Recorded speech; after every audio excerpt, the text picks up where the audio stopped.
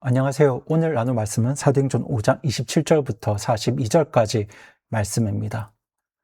지금 우리가 나누고 있는 사도행전은 예루살렘 교회가 막 세워진 초대교회 당시를 다루고 있는데요.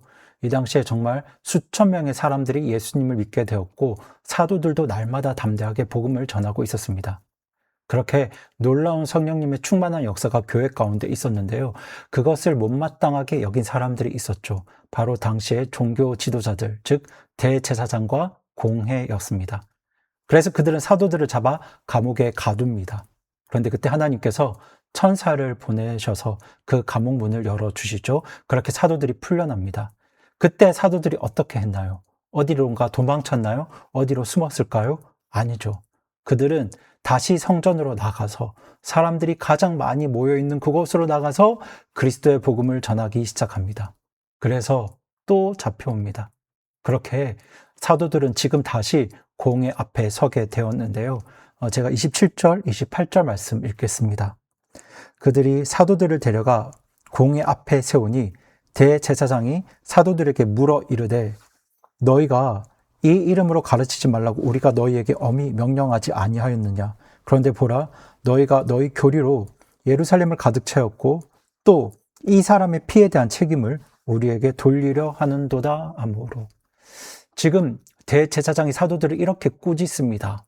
우리가 분명히 그 이름으로 가르치지 말라고 엄히 명령했는데 너희가 예루살렘을 그 가르침으로 가득 채웠구나. 그리고 너희는 그 사람의 피의 책임을 우리에게 돌리려 하는구나. 이렇게 말하고 있습니다. 그런데 여러분 여기서 재미있는 게 있습니다. 지금 이 대제사장이 예수님의 이름을 한 번도 언급하지 않는다는 겁니다. 지금 어떻게 이야기하고 있냐면 예수의 피 이렇게 이야기하지 않고 그 이름, 그 사람 이렇게만 말하고 있습니다. 마치 그 이름을 직접 말하기가 두려운 사람처럼 보여요. 무언가 이유가 있겠죠. 그런데 여러분 오늘날에도 예수님을 아직 믿지 않는 분들을 만나다 보면 이렇게 예수님에 대한 이야기를 할 때 뭔가 어색하거나 피하거나 불편해하는 분들을 볼 수 있어요. 교회 이야기를 하면 그렇게 불편해하지 않으신데 예수님을 이야기하면 뭔가 불편해하는 분들이 계세요. 그런데 사실 예수님은 그렇게 어물쩍 피하거나 외면할 수 있는 분이 아닙니다. 결국은 여러분 모두가 언젠가는 직접 이 예수님을 내가 어떻게 받아들여야 할지 선택해야 하는 분입니다. 예수님을 거절하시든가 아니면 예수님을 받아들이시든가 이 두 태도 중에 한 가지 태도를 여러분들이 취하셔야 해요. 부디 예수님을 받아들이는 그런 선택을 하셨으면 좋겠습니다. 그런데 여기서 또 하나 눈에 띄는 대목이 있는데요. 그것이 뭐냐면 너희가 너희 교리로 예루살렘을 가득 채웠고 이 부분입니다.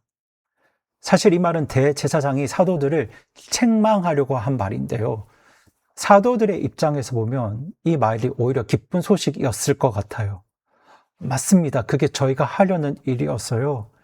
그리스도의 복음으로, 그리스도에 대한 가르침으로 우리가 예루살렘을 가득 채우려고 했는데 정말 그렇게 됐군요. 그래서 저는 사도들이 이 말을 듣고 오히려 기뻐했다고 생각합니다. 이어서 29절 읽겠습니다. 그때 베드로와 다른 사도들이 응답하여 이르되 우리가 사람들에게 순종하기보다 오히려 하나님께 순종해야만 하느니라. 여기서 베드로와 사도들이 이렇게 대답하죠. 우리는 사람보다 하나님께 순종해야 합니다. 여러분 단 한 문장인데요. 이 한 문장이 오늘 본문 전체의 핵심입니다. 물론 성경은 우리에게 권위에 그리고 질서에 복종할 것을 가르치고 있습니다. 부모님께 복종할 것을, 직장 상사에게 복종할 것을, 그리고 국가의 권위에 복종할 것을 가르치고 있습니다. 왜냐하면 이 모든 것들이 하나님께서 만드신 질서이기 때문입니다. 하지만 딱 하나 예외가 있죠. 그것은 바로 그 세상의 권위가 하나님의 말씀에 반하는 것을 명령할 때입니다. 예를 들어서 여러분의 직장 상사가 여러분에게 불법을 요구한다면, 어떤 서류에 거짓으로 서명할 것을 요구한다면 그때 여러분은 죄송합니다. 저는 그렇게 할 수 없습니다. 이렇게 반응하셔야 합니다. 그리고 나라의 법이 성경의 특정 내용을 가르치지 말라고 교회에 요구한다면 교회는 그래도 하나님의 말씀을 하나님이 말씀하는 그대로를 가르치고 전해야 됩니다. 이처럼 사람에 대한 복종은 절대적인 것이 아닙니다. 하나님에 대한 순복과 복종이 항상 먼저입니다. 사도들이 지금 바로 그런 모습을 보여주고 있습니다. 이어서 30절부터 32절까지 읽겠습니다. 너희가 나무 위에 매달아 죽인 예수님을 우리 조상들의 하나님께서 일으키셨으며 이스라엘에게 회개와 제들의 용서를 주시려고 하나님께서 자신의 오른손으로 그분을 높이사 통치자와 구원자가 되게 하셨느니라. 우리는 이 일들에 대해 그분의 증인들이요 하나님께서 자신에게 순종하는 자들에게 주신 성령님도 그러하시니라 하더라. 아멘. 베드로는 지금 짧지만 복음의 핵심을 선포하고 있습니다. 여기서 베드로가 말하는 내용을 하나씩 짚어보면요. 먼저는 너희가 나무 위에 매달아 죽인 예수님입니다. 지금 베드로가 예수님이 나무에 달렸다 이렇게 말하고 있는데요. 왜 이렇게 표현했을까요? 이것은 신명기 21장에 나오는 말씀을 떠올리게 합니다. 여러분, 신명기에는 나무에 달린 자가 저주를 받을 것을 말씀하고 있는데요. 예수님께서 그 저주를 직접 짊어지셨습니다. 누구를 위해서일까요? 저와 여러분을 위해서죠. 저와 여러분이 받을 저주를 대신 받으시기 위해서 가장 높은 곳에서 가장 낮은 곳으로 내려오신 분이 바로 우리 예수님이세요. 그리고 베드로는 이어서 이렇게 이야기합니다. 하나님께서 자신의 오른손으로 그분을 높이사. 네, 하나님께서 예수님을 높이셨다. 이렇게 말하고 있습니다. 예수님이 나무에 달려 죽으셨지만, 저주받고 죽으셨지만 거기서 끝났다는 게 아니죠. 하나님이 그를 살리셨고 지금도 예수님은 하나님의 오른편에 높이 앉아 계신다. 이렇게 말하고 있고요. 그 목적을 뭐라고 이야기하고 있냐면요. 회개와 죄들의 용서를 주시려고. 여러분, 이것이 예수님께서 나무 위에 달려서 저주를 받으시고 부활하신 목적입니다. 지금도 예수님은 우리를 향해서 회개와 용서를 선물로 내미시고 있습니다. 여러분, 이 회개와 용서는 따로 오는 게 아니에요. 세트입니다. 함께 오는 겁니다. 그러니까 여러분이 내가 용서는 받고 싶은데 삶을 바꾸긴 싫어요. 회개하긴 싫어요. 이렇게 하시면 사실 죄의 용서는 받을 수가 없습니다. 그런데 만약 여러분이 제가 삶을 바꾸고 싶습니다. 이제는 이 세상에 의해서 벗어나 하나님의 의를 구하고 싶고 정말 하나님 나라 백성처럼 살고 싶습니다. 그런데 제가 지은 과거의 죄들 또 저의 지금의 죄들 용서받을 수 있을까요? 이렇게 생각하시면 그것은 가능합니다. 왜냐하면 예수님께서 이 일을 위해 죽으셨기 때문입니다. 그리고 베드로가 마지막으로 어떻게 이야기하고 있냐면 우리는 이 일들에 대해 그분의 증인들이요. 우리가 이 일의 증인입니다. 이렇게 이야기하고 있습니다. 여러분, 지금 베드로는 우리의 생각입니다. 우리의 견해입니다. 우리의 의견입니다. 이렇게 말하지 않습니다. 뭐라고 말합니까? 우리가 이 일의 증인입니다. 우리가 직접 보았습니다. 우리가 눈으로 보았고 귀로 들었고 손으로 직접 만졌습니다. 그렇게 우리가 증인입니다. 그렇게 고백하고 선포하고 있습니다. 여러분, 우리도 예수님의 증인입니다. 예수님의 증인으로서 우리 예수님을 전해야 됩니다. 33절 제가 이어서 읽겠습니다. 그들이 그 말을 듣고 마음이 상하여 사도들을 죽이려고 의논하였는데 마음이 상하여. 여러분, 여기서 마음이 상했다는 건 격분했다는 뜻입니다. 지금 공회는 사도들의 말을 듣고 격분합니다. 그래서 사도들을 죽이려고 합니다. 그런데 여러분, 이 사람들이 왜 이렇게 화를 냈을까요? 사도들이 폭력을 쓴 것도 아니잖아요. 뭔가 위협을 한 것도 아닙니다. 그냥 사실을 사실대로 말한 것 뿐입니다. 그런데 이 사람들이 왜 이렇게 격분했을까요? 왜냐하면 하나님의 진리가 그들에게 전해졌기 때문입니다. 여러분, 하나님의 진리가 사람에게 전해질 때 사람은 두 가지 반응을 보입니다. 하나는 그 진리를 받아들이는 것이고 다른 하나는 그 진리를 말하는 사람에게 화를 내는 겁니다. 왜냐하면 하나님의 진리는 사람의 마음을 찌르거든요. 정말 날카로운 검처럼 사람의 마음을 찌릅니다. 그래서 둘 중에 한 가지 반응을 합니다. 겸손하게 받아들이든가 아니면 화를 내든가. 그런데 공예는 여기서 두 번째 선택을 합니다. 이 진리에 반박할 논리가 없으니, 방법이 없으니 뭐 하는 거죠? 화를 내는 겁니다. 그런데 그때 사도 바울의 선생으로 추정되는 유명한 가말리엘이라는 사람이 등장하는데요. 제가 34절부터 39절까지 이 가말리엘이 했던 말을 읽겠습니다.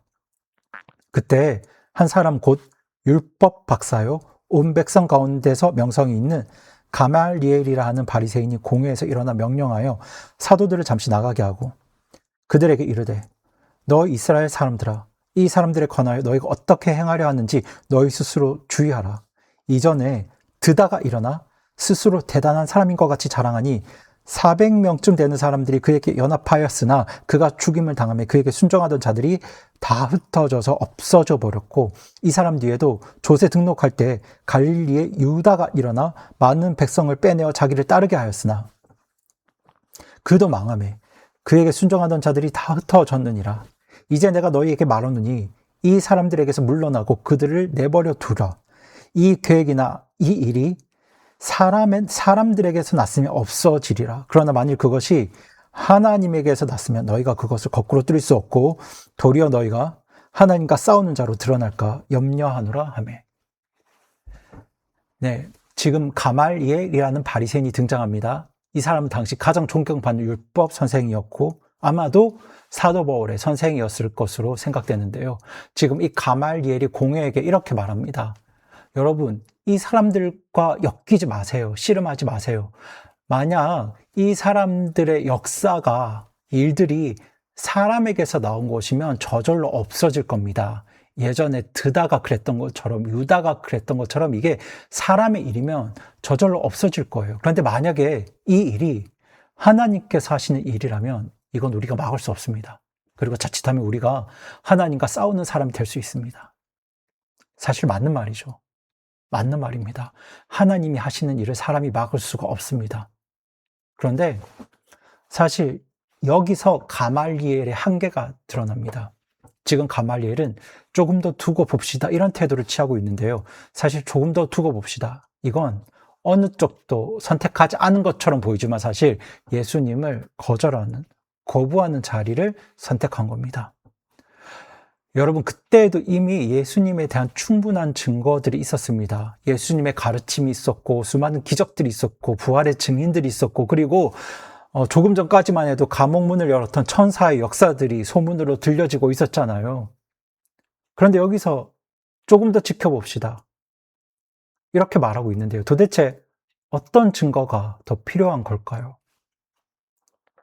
그런데 오늘날도 그런 분들이 많으시죠. 예수님에 대해서 아직 결정을 못 하신 분들이 계신데요.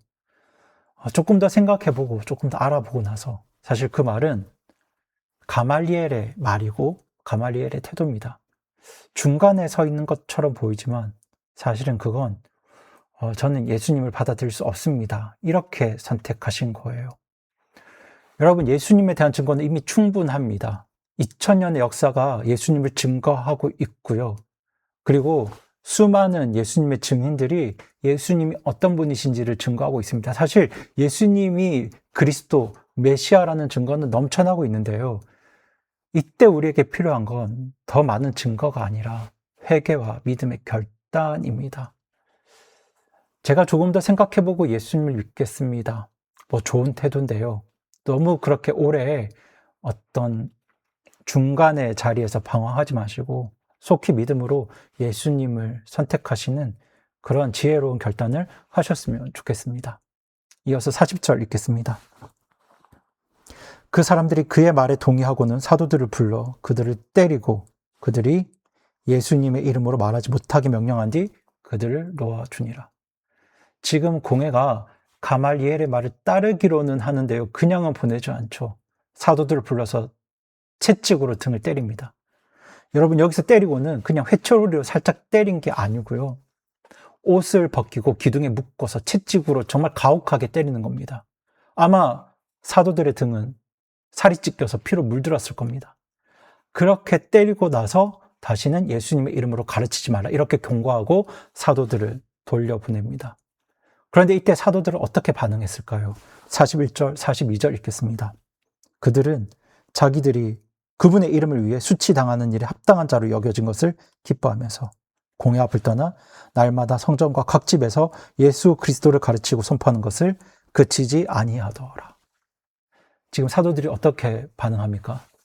예수님의 이름을 위해 수치당하는 일을 기뻐합니다. 기뻐하면서 공회를 떠납니다. 그리고 날마다 성전에서, 집에서, 그러니까 사람이 많이 모여있든 사람이 적게 모여있든 예수 그리스도를 가르치고 선포하는 것을 그치지 않습니다. 여러분, 얼마나 놀라운 장면인가요? 방금까지 심한 매를 맞았습니다. 등에 채찍 자국이 있습니다. 아직도 몸이 상해 있고 아픕니다. 그런데 그들이 나가서 곧바로 한 일이 뭔가요? 기뻐합니다. 그리고 계속해서 예수님을 가르치고 전합니다. 여러분, 어떻게 이 일이 가능했을까요? 이 사도들은, 예수님의 제자들은 예수님이 얼마나 크신 분인지를 알았거든요. 예수님이 얼마나 크신 분인지 제대로 알고 있었기 때문에 이들이 기뻐할 수 있었습니다. 여러분, 채찍의 고통이 작아서 기뻐한 게 아닙니다. 그 고통은 엄청난 고통이었습니다. 너무도 가혹한 고통이었죠. 그런데 내가 전하는 그 예수님이 그 고통보다 훨씬 더 크신 분이셨어요. 여러분, 나에게 예수님이 크신 분일수록, 크면 클수록 내가 겪는 고난과 어려움은 상대적으로 작아집니다. 이것을 경험해 본 분 계신가요? 여러분이 만약 지금 어떤 고난을 겪고 계시다면, 그리고 그 고난이 크게 느껴지신다면, 물론 그 고난 자체가 큰 것이기도 하겠지만, 어쩌면 지금 그 순간 예수님을 작게 보고 있는 것일 수도 있습니다. 하지만 사도들은 예수님을 크게 보았습니다. 그래서 그 고통이 기쁨으로 바뀐 겁니다. 그렇게 그들은 또 돌아가서 예수님을 가르칠 수 있었습니다. 날마다 쉬지 않고 예수님이 그리스도임을 전하고 전했습니다. 여러분, 오늘 이 말씀에서 사도들이 우리에게 보여주고 있는 것이 있죠. 먼저는 사람의 명령과 하나님의 명령이 충돌할 때 우리는 누구의 명령을 따라야 합니까? 하나님의 명령을 따라야 합니다. 그 어떤 사람의 명령도 하나님의 명령을 앞설 수 없습니다. 그것이 저와 여러분의 믿음인 줄로 믿습니다. 그리고 예수님을 따르는 우리의 길이, 성도의 삶이 고난의 길이라 하더라도 예수님이 우리와 함께 계시면, 그리고 우리가 예수님을 크게 볼 수 있다면 그 고난은 능히 감당할 수 있는 고난인 줄로 믿으시기 바랍니다. 그렇게 오늘 이 말씀이 저와 여러분 모두에게 어떤 확신과 기쁨과 담대함을 다시 일깨우는 말씀이 되기를 소망하면서 이 시간 기도하시겠습니다. 살아계신 하나님 아버지, 오늘 말씀을 붙들고 우리 주님께 간구드립니다. 우리가 세상의 수많은 권위에 순복하고 또 순종하며 살아야 하겠지만 그 어떤 세상의 명령과 권위보다 우리 하나님의 권위와 우리 주님의 말씀을 가장 귀한 것으로 여기며 우리 주님의 말씀에 순종하는 우리 교회와 성도가 될 수 있도록 주님 우리를 축복해 주시옵소서. 그리고 주님, 우리가 예수님을 따르는 그 삶 가운데 어떤 고난과 어려움이 있다면 물론 그 고난과 어려움이 우리에게 큰 것이겠지만 그것보다 우리가 우리 예수님을 더욱 크게 보고 더 크신 분인 줄로 알고 그렇게 그 고난과 어려움 가운데서도 기쁨으로 우리 주님을 따라가는 그런 우리 성도님들 또 제가 될 수 있도록 성령님 오늘도 우리 가운데 역사하여 주시기를 간구드립니다. 그렇게 우리가 주님을 크게 보고 주님을 의지하고 우리 주님을 기뻐할 때 오늘 하루 성령님의 의와 화평과 기쁨이 우리 삶 가운데 충만하게 역사할 수 있도록 주님 우리의 삶을 축복해 주시옵소서.